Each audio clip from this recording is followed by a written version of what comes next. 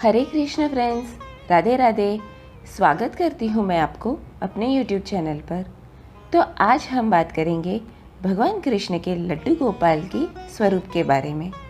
जी हाँ फ्रेंड्स, हम जानते हैं कि कान्हा जी यानी भगवान कृष्ण के बाल रूप को कई प्यारे नामों से बुलाया जाता है और उनमें से एक है लड्डू गोपाल।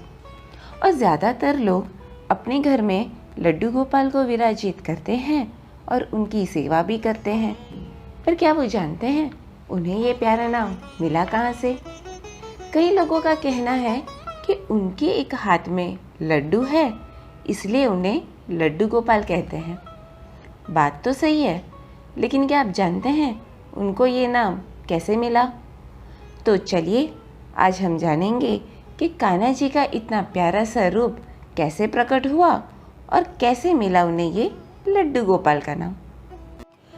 आगरा ब्रजभूमि में बहुत समय पहले श्री कृष्ण के परम भक्त रहते थे कुंभन दास जी। उनका एक पुत्र था रघुनंदन। कुंभन दास जी के पास बांसुरी बजाते हुए कृष्ण जी का एक विग्रह था और वो हर समय उनकी सेवा में और उनकी भक्ति में लीन रहते, और वो भी पूरे नियम के साथ। वो उनसे दूर कहीं नहीं जाते ताकि उनके पूजा में और उनकी सेवा में कोई विघ्न ना आए।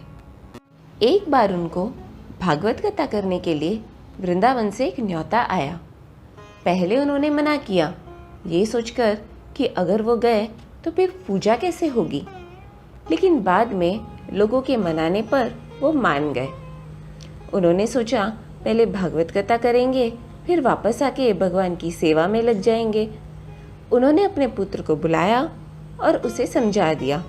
कहा कि बेटा, मैंने भोग बना दिया है और तुम उन्हें समय पर भोग लगा देना। ये समझाते हुए वो चले गए। रघुनंदन ने समय पर ठाकुर जी के सामने भोग लगा दी और कहा, ठाकुर जी आओ भोग लगाओ। रघुनंदन क्योंकि बच्चा था, उसे ऐसे लगता था कि ठाकुर जी आकर खुद अपने हाथों से भोजन करेंगे जैसे हम करते हैं।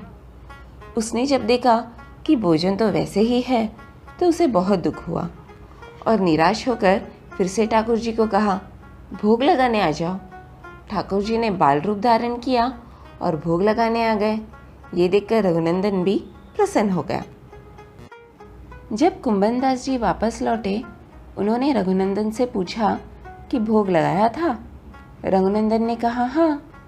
उसने उससे प्रसाद मांगा तो उसने कहा कि ठाकुर जी ने सारा भोजन कर लिया। कुंभन दास जी को लगा कि बच्चे को भूख लगी होगी तो उसने खुद ही खा लिया होगा। अब ये सिलसिला तो रोज का होने लगा। कुंभन दास जी प्रसाद मांगते और जवाब में उन्हें यही मिलता कि ठाकुर जी ने सारा भोजन कर लिया। अब कुंभन दास को लगा कि बेटा झूठ बोलने लगा है, लेकिन क्यों? तब उन्होंने लड्डू बनाया और बेटे को भोग लगाने को कहा। वो चुपकर देख रहे थे कि बेटा क्या करता है। उन्होंने देखा कि ठाकुर जी खुद बालक के रूप में प्रकट हुए और लड्डू खाने लगे। ये देखकर कुंभन दास जी चौंक गए और प्रभु के पास जाकर उनके चरणों में गिरकर विनती करने लगे। उस समय ठाकुर जी की एक हाथ में लड्डू और दूसरे हाथ के लड्डू मुख में जाने को ही था कि वे जड़ हो गए।